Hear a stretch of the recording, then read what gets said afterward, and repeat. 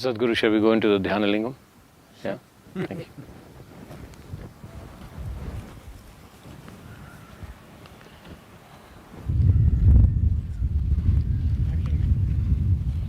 So Sadhguru, this is the biggest bull I've ever seen. But I mean, he's magnificent, he's aggressive, he's massive, and he looks ready for action, pointed straight into the Dhyana Lingam, the temple. Tell me about him. This is Shiva's vehicle, his automobile parked outside. Do you expect him to ride some mild scooter? He rides a mean machine. Right. Okay. Can I touch him? Yeah. What's he made of? I mean, I can see this is metal, it's steel. See, this is a very unique way of making this. Each piece is not more than like 6 to 9 inches. Yeah. Small pieces all put together. Probably this is the only bull in a temple made like this.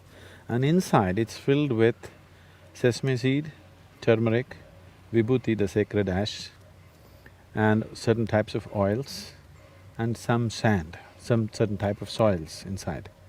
This will make the bull reverberate with a certain energy. When people come and they're with the bull, it radiates a certain field of energy. So it's been prepared in a certain way, the whole concoction. This is taken in some 20 tons of material inside. It's full inside, it's like a tank filled with these substances, and it's sealed, it's forever. And if I walk around the bull, I should feel some kind of energy. You should. If I open myself to it. Yes. If I open myself to bull. Okay. No, usually it's not the bull that is being referred to that way, it's only what the bull drops, okay? So, yeah. don't pick up the dung, just the bull is good. And why a bull, and why is the bull… I mean, I understand, so if it's Shiva's vehicle and Dhyana Lingam is about Shiva, so what? He's waiting for Shiva to come out and say, what? Tell me more about He's not waiting for him to come out and say something. Yeah. He's in waiting. Nandi is a symbolism of eternal waiting, okay?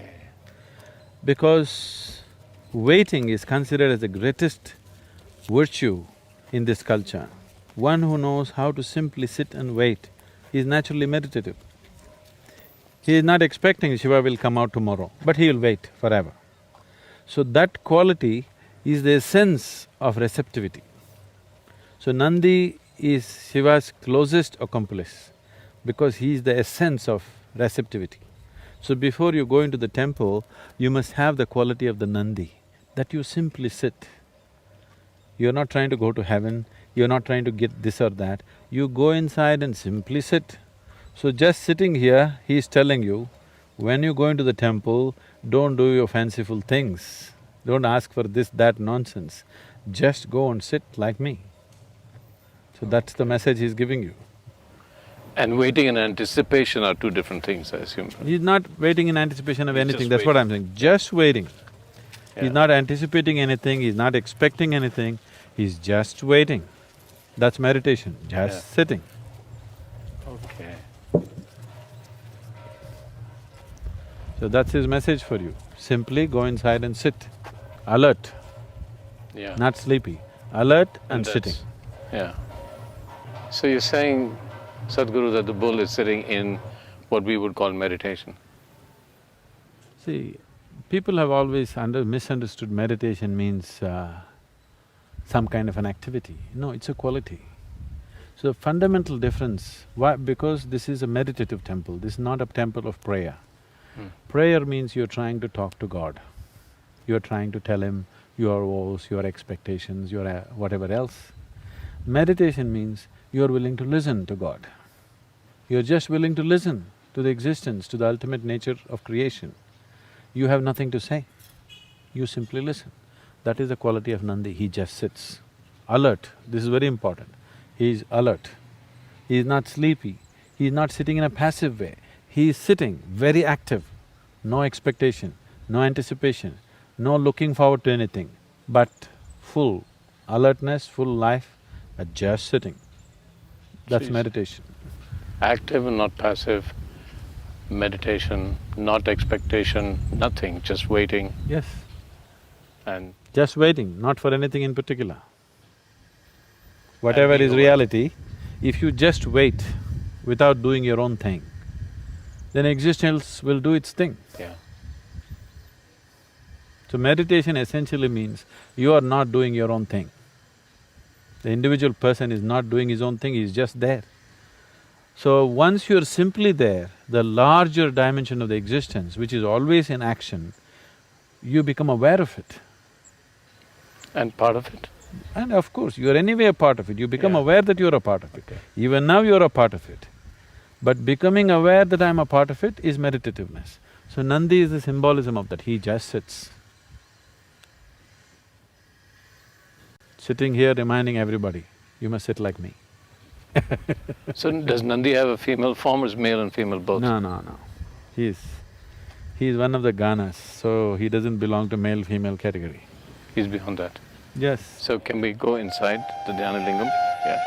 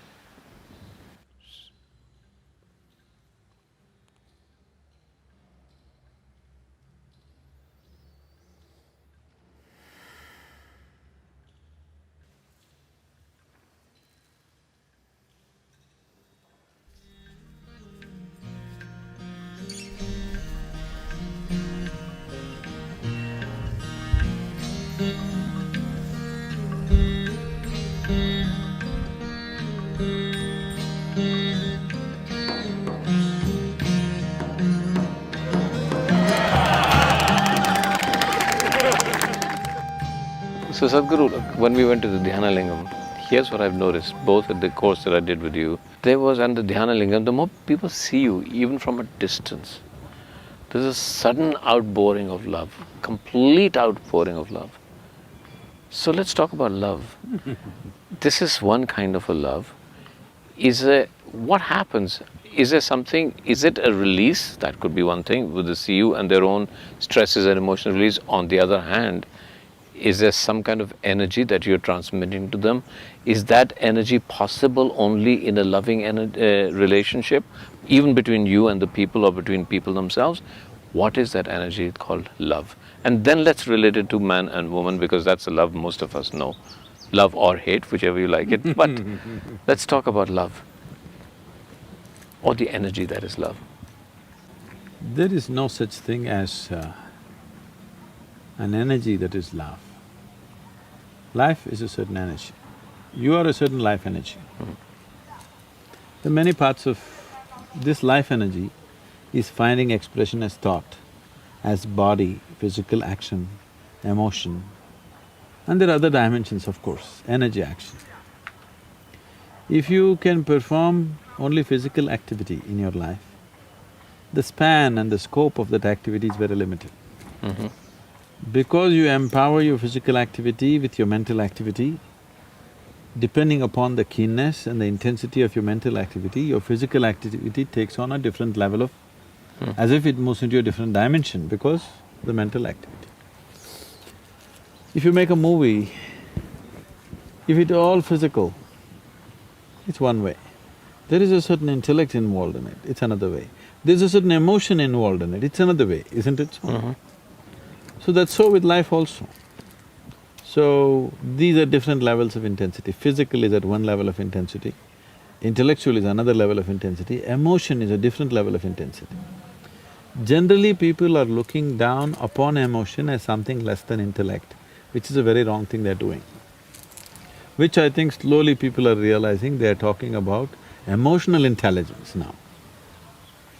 Because emotion is capable of being of a higher intensity than intellect in many ways. Intellect has a certain coolness, intellect has a certain penetration, but emotion can just embrace everything. Intellect can know pieces of life, emotion can know the wholeness of life. So this is the reason why spiritual traditions always have made devotion the biggest thing, because a devotee looks like a fool to an intellectual person. But what a devotee knows in terms of life's experience and what he knows in terms of perception of life in its totality, an intellectual person will never touch. So a devotee looks like a fool, but the real fool is elsewhere. So right now what's happening here when people are around me is neither intellect nor emotion nor body. It's another dimension, which is just pure reverberation of energy. If I reverberate in a certain way, some people will roll their eyeballs upward and simply sit there. Some people will cry, some people will laugh, some people feel that they realize so many things being there in that space. This is their expression of it. This is like, if I give you electric connection, somebody makes light out of it, somebody makes sound out of it, somebody makes coolness out of it, somebody makes heat out of it. Different gadgets are making different things out of the same electricity. So my thing is just to exude that energy. Somebody makes love out of it, somebody makes alertness out of it, somebody makes awareness out of it, somebody makes meditativeness out of it. That's left to that individual depending upon his level of evolution and his receptivity as to how he is. So am I creating a love energy? There's no such thing as love energy, there's just life energy. There is only life energy. Love is just one expression of life. Intellect is another expression of life. Physical action, another expression of life. Awareness, another expression of life. So life can find million forms of expression, but people elegizing one over the other is a huge mistake. All of them are needed. Love without the needed awareness and balance is going to be horribly burdensome, isn't it? So, these days it's become a fashion to talk like this, love is the core of the universe. Love is a human emotion, it's got nothing to do with the universe. Love is the sweetness of your emotion. Let me put it this way. See, if your physical body becomes pleasant, we call this health. If it becomes very pleasant, we call it pleasure. If your mental structure becomes pleasant, we call this peace. Becomes very pleasant, we call this joy. If your emotional structure becomes pleasant, we call this love.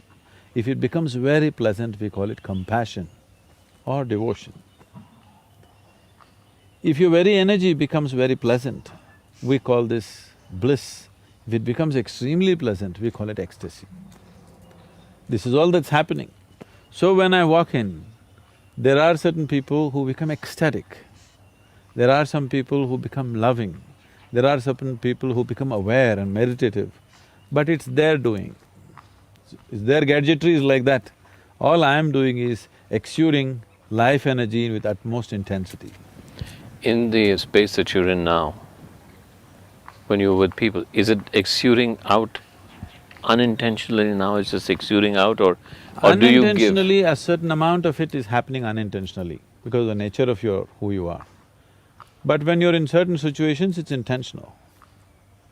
Because people come to you only because they can benefit from you. So if you don't offer that benefit, that's being callous to their needs. Okay, so the gesture you just did, tell me about this, because everybody comes, I do that, everybody else does that. Tell me about this gesture. Is it a more receptive gesture or is it just a cultural thing? See, there are many aspects to this.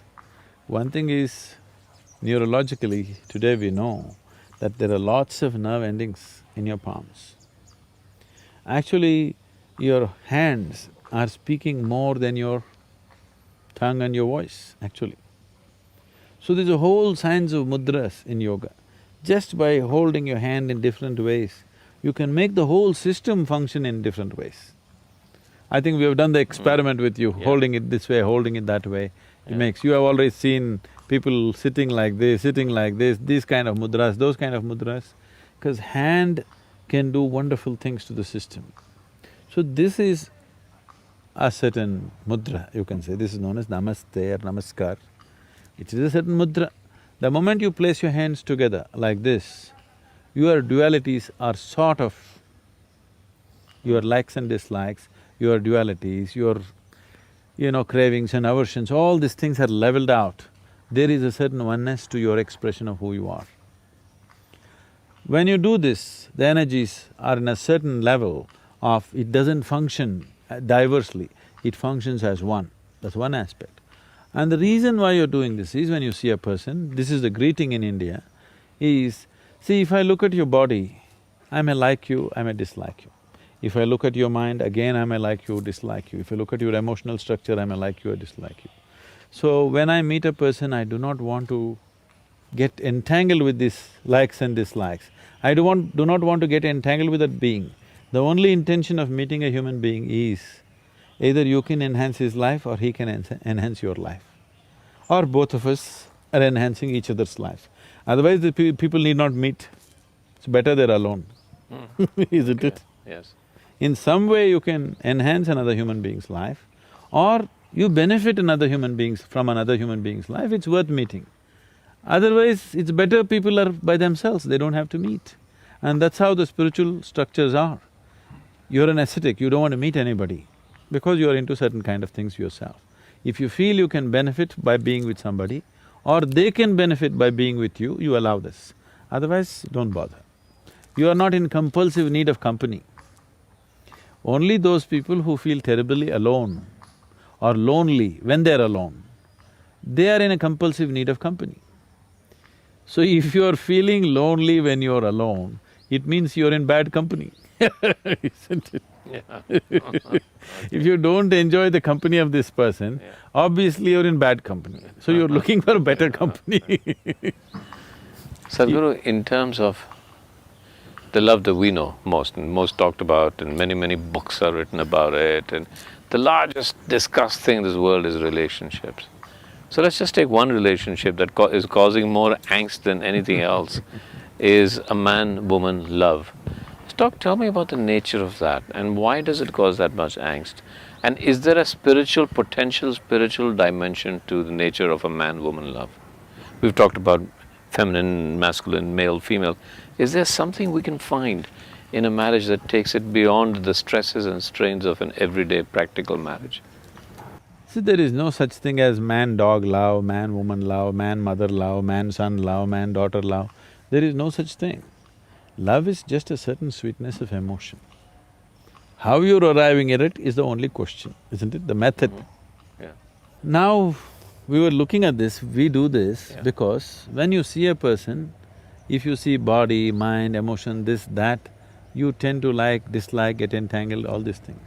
So first thing is, when you meet a person, you identify his ultimate nature. There is a source of creation within him, that's why he is created. So the very source of creation within him, first you bow down to that. You're trying to establish a relationship with that because that's your aspiration with yourself also. You're repeatedly asking, who am I? So you're trying to find that answer everywhere. First thing, if you see whether that experience is there or not, you're cultivating the direction towards that. When I see you, I can say, hi. Instead of that, I do this.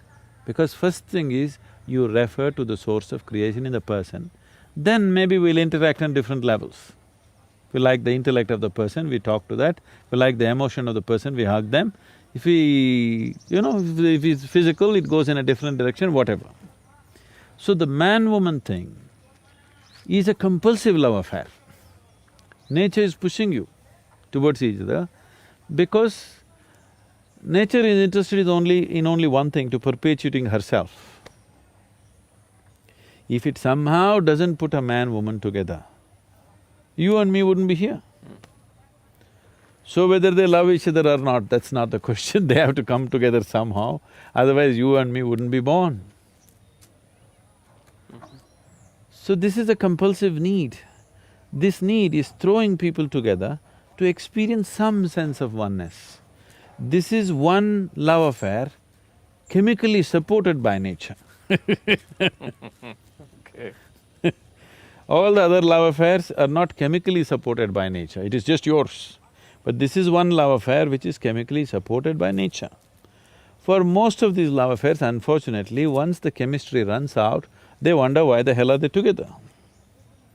So before the chemistry runs out, you are supposed to establish a different level of conscious love affair, which is beyond the chemistry. If that doesn't happen, it turns ugly. So what is that love affair? That is a conscious love affair. Let's talk about that. And let's take it further. Is there a potential spiritual dimension to it? I'm not saying there has to be. Is there a potentially? But let's first say, when the chemicals don't react anymore, what reacts? What works? What makes it work? See, chemistry is of the body, Yeah. okay? The bodily chemistry plays up certain things according to its needs. The moment the need is satisfied, you wonder why the hell are you here, Yeah. okay? So that is a very different kind of thing. That is nature's trick. You are 10, 11 years of age, the world was everything fine with it. Suddenly, your intelligence got hijacked by your hormones, suddenly the whole world looks different, all of a sudden. So all that's happened is, your intelligence got hijacked by the hormones. The chemistry has hijacked you.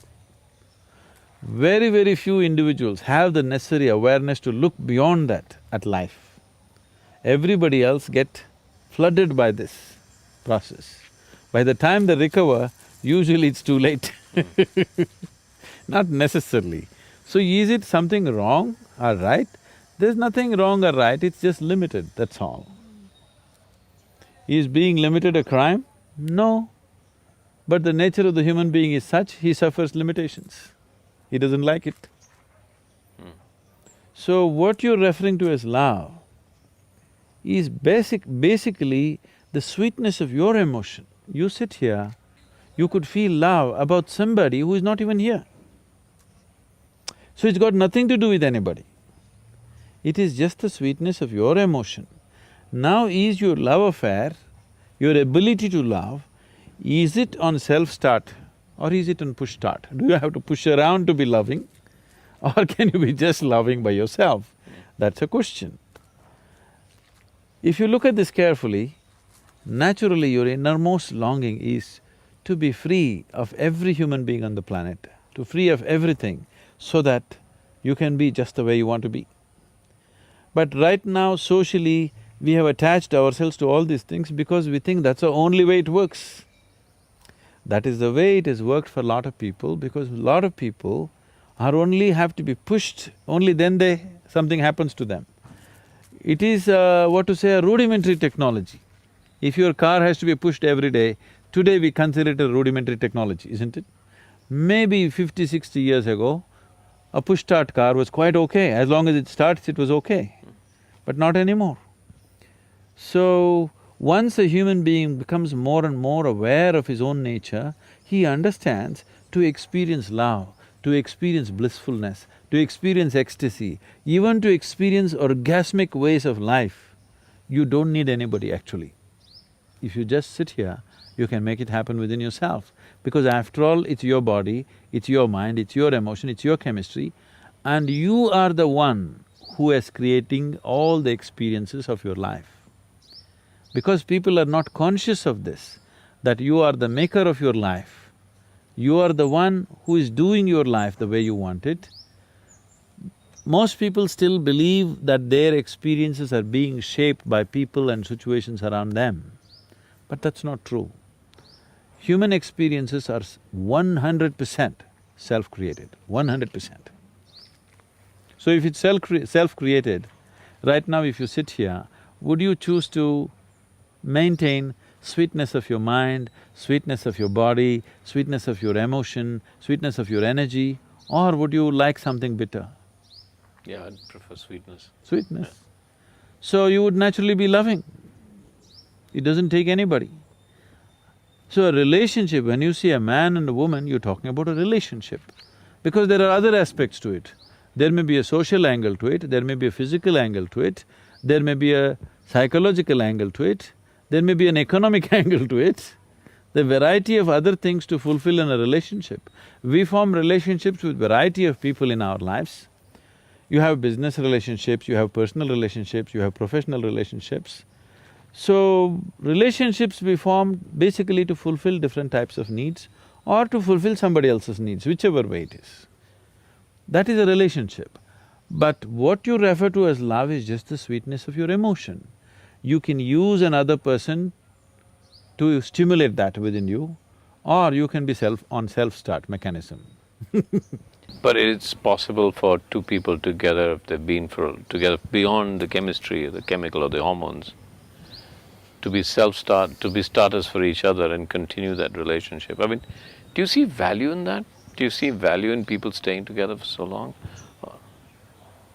In a marriage?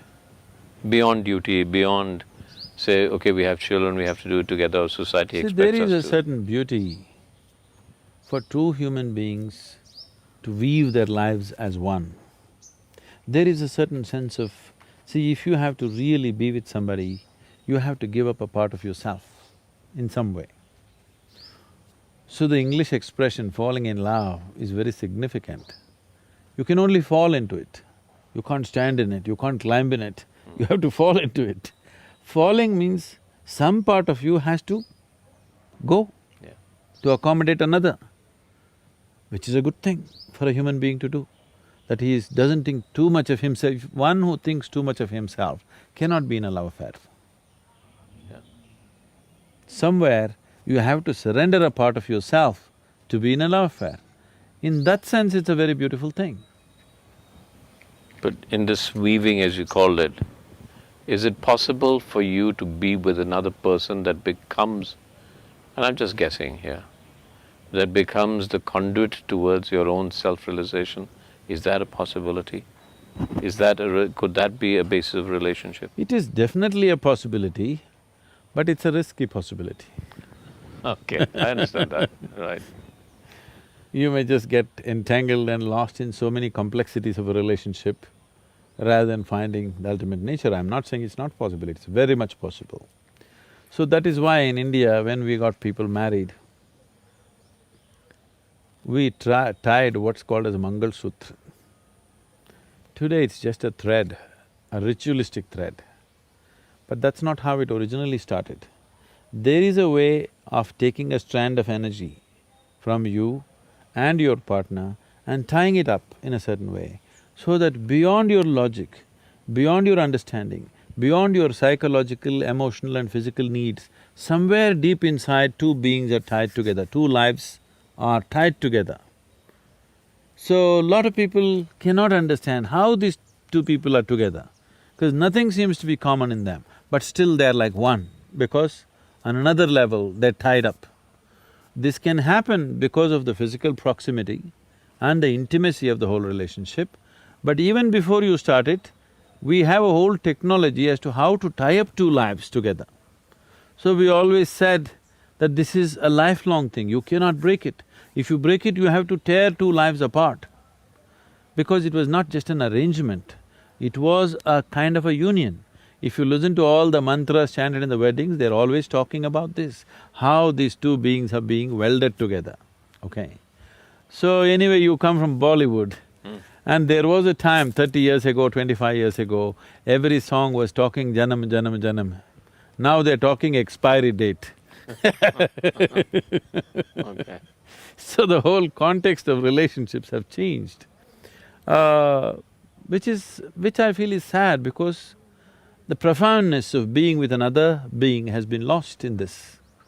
In the name of freedom, in the name of choice, actually you're becoming horribly compulsive. It's all about yourself. When it's all about yourself, you will not know the beauty of life.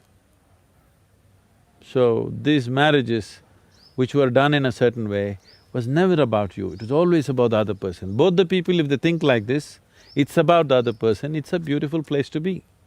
If only one person thinks like that, it becomes exploitation. If both the persons don't think like that, it's just a compulsive relationship. Me trying to extract something from you, you trying to extract something from me. It's a conflict situation all the time. When we are through with our hormones, nature has very little use for us. Nature likes to reproduce itself, it likes all its components. When we're done with the hormones and we're done with the chemicals, why does nature give us the potential to still exist in this body if it's done with us, if we've done what nature required us to do? No, reproduction is just only one requirement, Okay. okay? Reproduction is not the whole of life. It is only one requirement. Nature compulsively wants you to reproduce because it wants to perpetuate itself. It is neither a good thing nor a bad thing. It is just a certain necessity of nature. See, suppose the whole world turned ascetic, then we would be forcing everybody to get married, isn't it? Yeah. I'm asking you this question with a very specific ideas because everybody today talks about, and everybody's confused about what health really is, because the messages coming across are so different. Health and longevity are the two things everybody talks around, and sometimes I feel when I look around myself that what is your value, A, living beyond a certain age, and but B, living beyond a certain age, is there something inherent in us that actually could keep us healthy, or do we always need outside help from doctors and hospitals? Because if there was something inherent in us, then maybe I would believe that nature has an intention to keep us alive. Nature didn't have an intention to keep you alive, you would be dead. Even now, you're alive not because of the medicine that you're taking or the hospital consultation that you're having, not because of the health checkups, because nature still intends that you should live. The life process is capable of living, that's why it's living, not because of medicine it's living. Medicine can play around a little bit, cannot create life as such. See, there are many ways to look at it. I'm trying to put it in a very simplistic way. No, you don't have to. I'm simplistic enough, so don't worry. Because if there's no way to put it in a simple way, then say it the way you want, and I'll ask you the simplistic, naive question again. The thing is, this very body that you carry was created from within, isn't it? You provided raw material from outside, but the creation process happened from within. So obviously, the source of creation is within, or the manufacturer of the body is within. So if you have a repair job to do, would you like to go to the manufacturer or to the local mechanic? Okay, all right. If you have access to the manufacturer, that's the place you would like to go. Because a manufacturer knows much more about this machine than a local tinker, isn't it? But if you have lost access, then you have to deal with the local tinker. So, to generate health, trying to fix it from outside is a very effortful process.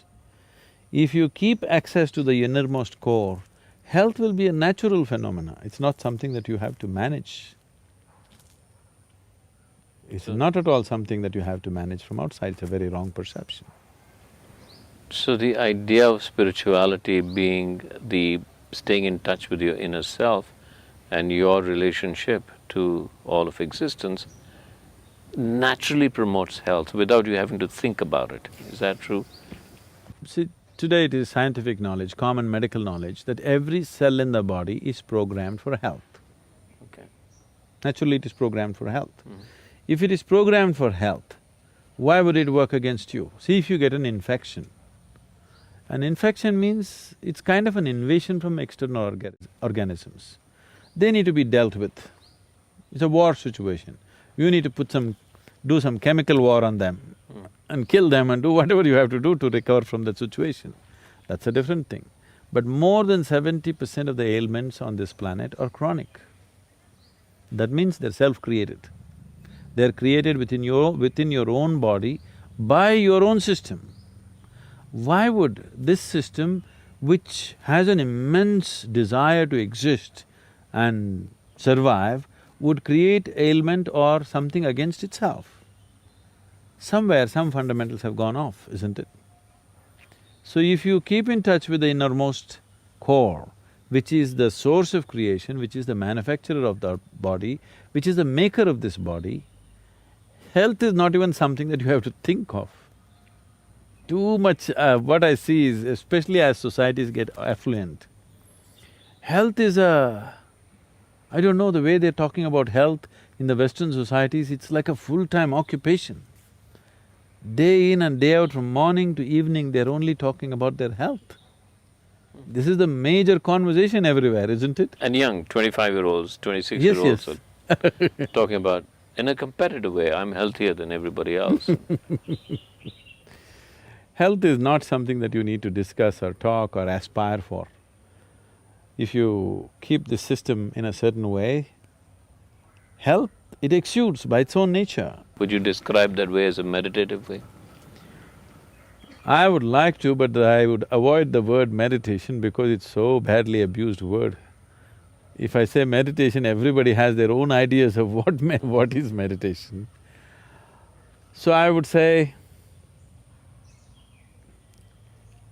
if you as much as know what it means to simply sit here, absolutely still, everything still within you, for 2 minutes in a day, you would be perfectly healthy. Just 2 minutes. Man is ill only because he does not know how to be still. And if I'm perfectly healthy, then how does death come? You must die healthy. You must live healthy and you must die healthy. So if I'm healthy, how will I die? Health has got nothing to do with death. Death will happen when your life energies lose their vibrance. They will lose their vibrance because right now they are vibrant in a certain way because of a certain software input. This software traditionally, we call this as prarabdha. Prarabdha means a certain dimension of your karmic information. It has a certain amount of information latched onto your life energy, so it keeps working in a certain way. Once this software has worked itself out, or that much information which is allotted is worked itself out, which is the prarabdha karma, then the energies start becoming feeble. If the energies become feeble below a certain level, they cannot hold on to the body, they have to leave the body. Or if it becomes intense beyond a certain body, it cannot hold on to the body. So only in a certain frequency of intensity, your life energies can hold on to the physical body, otherwise they cannot stick to the body. Or the body is incapable of holding that intensity. Let's put it the other way around. Yeah. It is just that an energy which is beyond a certain intensity refuses to be bound by a body. An energy which is below a certain level of intensity is incapable of being housed in a body. So if it becomes feeble, it leaves, that's called old age. But most people don't die of old age, they die because they broke the body in some way. That's dying of ill health. You might have broken the body by crashing your car or breaking up your heart I'll probably go because of that, yeah. either a broken heart or a rotten liver, Yeah. we don't know what. But in some way you made the physical body inhospitable for life. So life leaves. See, you're making a big distinction between the body and life, as life is something else, and that's something that everybody struggles with. No, So no, let's… you tell me, did you accumulate this body? Yes, I did. By So, eating. I'll ask you again the same question. Whatever you accumulate can be yours, cannot be you, isn't it? Correct. So I'm definitely making a distinction between what is you And what is your body? Because it's an accumulation. I'm not disputing whether it's yours or not. For now, we will not dispute it. A day will come when that will also come to dispute. Yeah. Isn't it?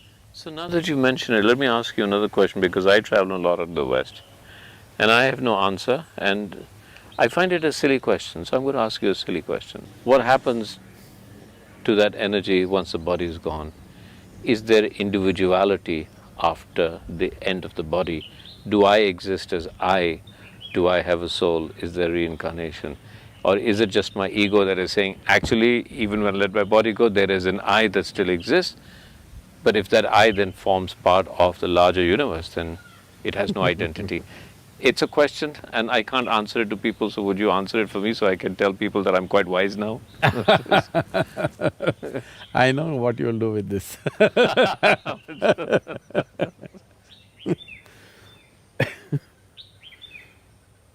So, essentially you're saying you want to know what happens after death. Yeah, I'm just playing a more intellectual argument about it, that's all, but the fundamental question is that. What I would say is, some things you know best only by experience. Okay. Are you ready? Yeah. You're not ready for the experience. So you just want to know for entertainment. Maybe they make a movie on it, or just to talk in the next party that you're in. Yeah. It could buy you friends. So humor me. It could buy you audience. So humor me a little bit and let's talk about it a little bit. Okay. Right now you're looking at me.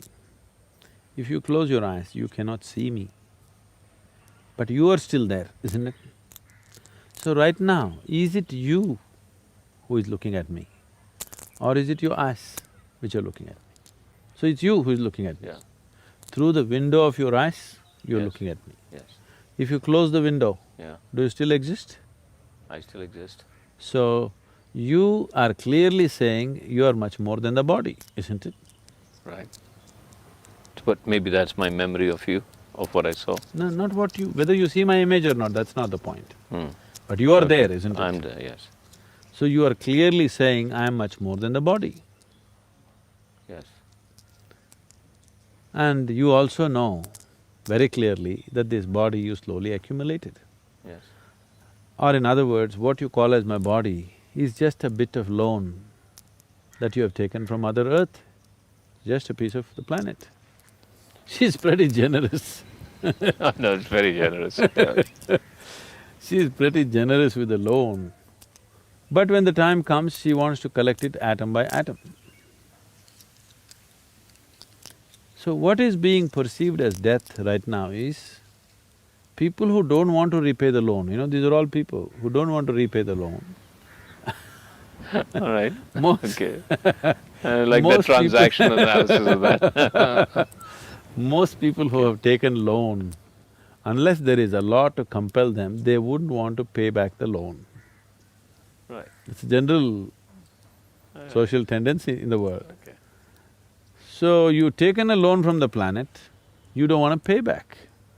When the time to pay back comes, they're all terrorized. After all, you're just paying back a loan. But why the terror is happening is simply because you took a loan and after some time you thought, I am the loan. Right. Quite a ridiculous situation actually. I can see that. Okay. See, now I hold this pebble in my hand. Yeah. Initially I say, this is my pebble, I'm not willing to give it to you. After some time, I start thinking, this is me. Now when the time comes that anyway this pebble is going to be taken from me, I am being terrorized because I am being taken away. You are not being taken away. Only the food that you gathered, the piece of planet that you gathered in the form of this body, the planet is asking it back. If only you are aware this is only something I've accumulated, not intellectually. Every moment if you are constantly aware that I am not this body, this is just mine, all right. This is just a gathering. I've accumulated this, I'll use it, and when it's necessary, I'll drop it. If this awareness was there all the time in your life, death would be just change of clothes, isn't it? Yeah. It's actually more simple than that. So what happens after? Okay, I paid back the loan. The question is only willingly or unwillingly, but whichever way, the loan gets taken. So when the body is confiscated, if you're a yogi, you will pay it back gracefully. Yeah. If you are an ignorant person, they'll confiscate your properties because you're illegally holding it beyond a certain time, they'll confiscate. So what happens after? Your body, as you know it, physical body has to go to the earth because it belongs to the earth. But there is a subtler body which is like a scaffolding. Only because the subtle body is there as a scaffolding, you can build this gross body. You eat a banana, it becomes body, you eat a piece of bread, it becomes body, you eat a brinjal, it becomes body, because there is a subtler scaffolding. This body that you see, the physical body, is only gathering around the subtler body. So when this body falls, the subtle body, which is generally referred to as etheric body or whatever else, is still on. It still has some information, but the important difference is, when you had a physical body and a conscious mind, you had a discriminatory capability. So once the body falls down along with your thinking mind, logical mind and a discriminatory aspect of the mind is fallen, there is no more discrimination. You only happen by tendencies. So still there are certain tendencies. Why so much care in every culture, particularly in this culture, that at the moment of death, if a man is dying, no matter what your relationship with him, you try to utter the God's name or you try to create the right kind of atmosphere for him. Even if he's your enemy, you say Ram, Nam, Satya, whatever, whatever simple things have been taught to the people, but something to create awareness and pleasantness around him because you want him to leave well. Because at the moment of leaving, in case he is in a certain mode, whatever the mode is, let's say he is in fear mode right now. Now once he loses the discriminatory mind, now there is no control over the fear. See, many times fear arises in your life. Because of your discriminatory mind, you'll say, that's okay, but that it's not like this. You'll reason and try to get out of it. If there is no discriminatory mind, it just snowballs into paranoia. Paranoia not like as living human beings know. Paranoia which grows into a million, billion folds because there's complete absence of discriminatory mind. But suppose you create pleasantness at that moment of death, now this pleasantness also multiplies into a millionfold over because there is no discriminatory mind. A child is eating chocolate, very sweet, he has no discriminatory mind. His discriminatory mind is not strong enough. Okay, I've eaten 2 chocolates, it's enough. No, he wants to eat 2,000. Whether it's sweetness or bitterness, pleasantness or unpleasantness, all of this can take on a big proportion if only there is no discriminatory mind. So even when people are living, very little of their discriminatory mind they're using, mostly they're functioning by tendency, which is unfortunate. But once you have shed the body, there is no other way. You will only go by tendency. Unless you've reached a certain level of awareness where you can carry a certain dimension of awareness with you. Otherwise, whatever is your quality will snowball into something very big. If it snowballs into unpleasantness, we say he is in hell. If it snowballs into pleasantness, we say he is in heaven. So heaven and hell are not geographical places, it is a state that somebody gets into. Because once the discriminatory mind is removed, smallest pleasure can multiply into a heavenly proportion.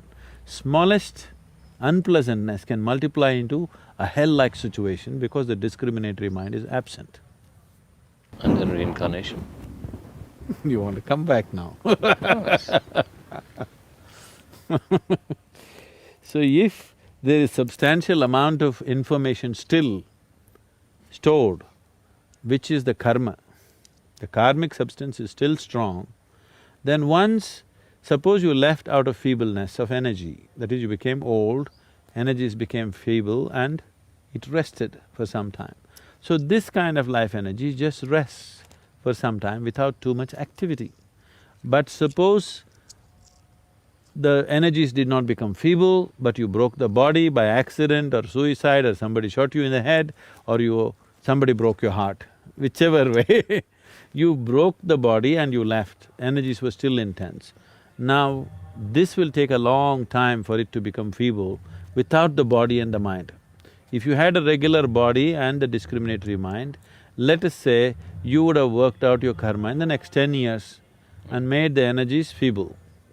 But now that you don't have a body, these 10 years may telescope into 1,000 years.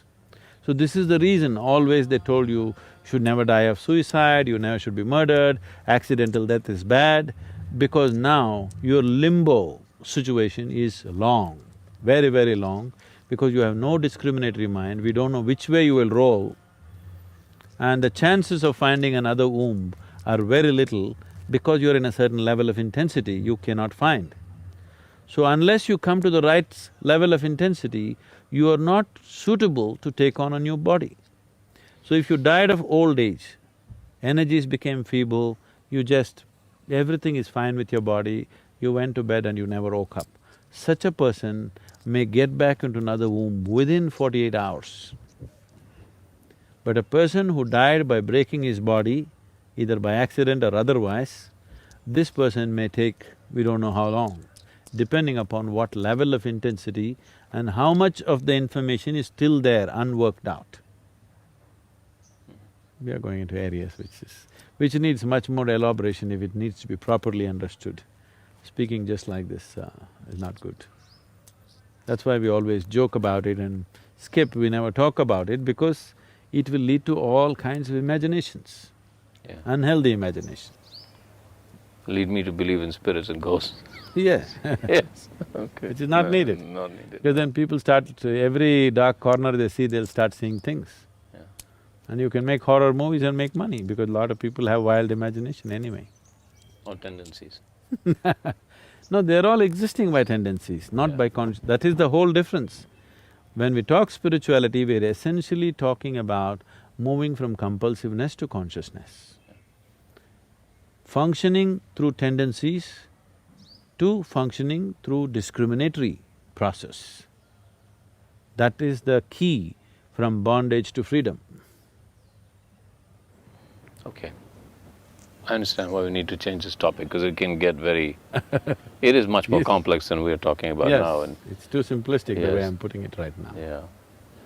Because then people will just say, oh, there is or there isn't. It's not there is and there isn't at the same time. But maybe I can ask you okay, this is also complex because a lot of what you said today, and you talked about a duality, you talked about the nature of Shiva being contradictory, you talked about everything existing in contextualization or contradiction.